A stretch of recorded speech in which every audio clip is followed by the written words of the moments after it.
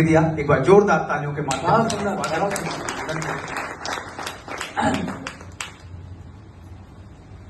और मैं अपनी काव्य पाठ की यात्रा प्रारंभ करूं। आज अनादि काल से चली यही परंपरा, कायरों ने दुख सहे वीर भोग्या वसुंधरा। क्या धरती वीरों की धरती है और खास तौर से दुनिया में जिन्होंने दिग्विजय प्राप्त किया, ऐसे भगवान राम के अनुज लक्ष्मणपुरी की धरती लखनऊ की पावन भूमि पर खड़ा हूं। तो वीरता की परिभाषा से अपनी यात्रा प्रारंभ करता हूं और सबसे आपको नमन करूं।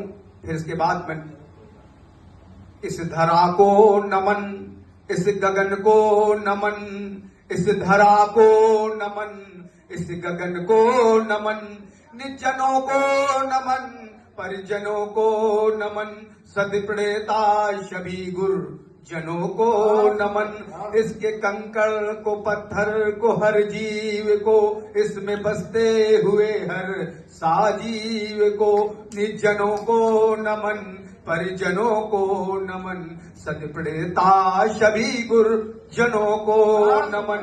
ज्ञान को ज्ञान के, विज्ञान को ज्ञान को, ज्ञान के विज्ञान को, अपनी भारत भूमि महान को, इस धरा को नमन, इस गगन को नमन, निजनों को नमन, परिजनों को नमन, मां सरस्वती के पावन चरण को नमन, निर्जनों को नमन, परिजनों को नमन। देश को देश के बाद परदेश को, इस साहित्यिक वातावरण के परिवेश को, निर्जनों को नमन, परिजनों को नमन, सदप्रणेता सभी गुरुजनों को नमन, सदप्रणेता सभी गुरुजनों को नमन।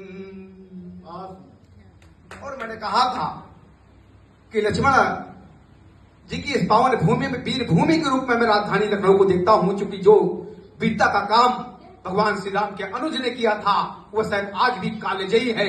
और उस कालजयी पंक्तों से वीर को नमन करता हूं 4 पंक्तियों के माध्यम से कि वीर वही जो जीवन में मिटने का अधिकार बना दे, सांसों में दम तेज बिखेरे, यौवन को अंगार बना दे। जब कांप रही हो धरती पीड़ा से, जब कांप रही हो धरती पीड़ा से, मानवता का दीप जला दे। वीर वही जो जीवन में मिटने का अधिकार बना दे, सांसों में तब तेज बिखेरे, यौवन को अंगार बना दे। जब जब अत्याचार बढ़े धरती में, जब जब अत्याचार बढ़े धरती में, अपने घरों से घरों की टटकार मचा दे। वीर वही जो जीवन में मिटने का अधिकार बना दे, सांसों में तब तेज बिखेरे, यौवन को अंगार बना दे, सांसों में तब तेज बिखेरे, यौवन को अंगार बना दे। जब जब अकुलाए मेरा धर्म धरा पर, जब जब अकुलाए धर्म ध्वजा इस धरती पर, अपने भुजबल से वो एक इंकलाब ला दे, अपना इंकलाब ला दे। वीर वही जो जीवन में मिटने का अधिकार बना दे, सांसों में तब तेज बिखेरे, यौवन को अंगार बना दे। अपने स्वतंत्रता की ये पावन माटी, अपनी स्वतंत्रता की यह पावन माटी, कभी अकुलाने मत देना। इस पावन माटी की सौगंध तुम्हें है, इसके ध्वज को झुक मत जाने देना, क्योंकि स्वतंत्रता दिवस आ रहा है। इसके ध्वज को झुक मत जाने देना। वीर सुभाष भगत की पावन माटी को, वीर सुभाष भगत की पावन माटी को सत बार नमन करते रहना।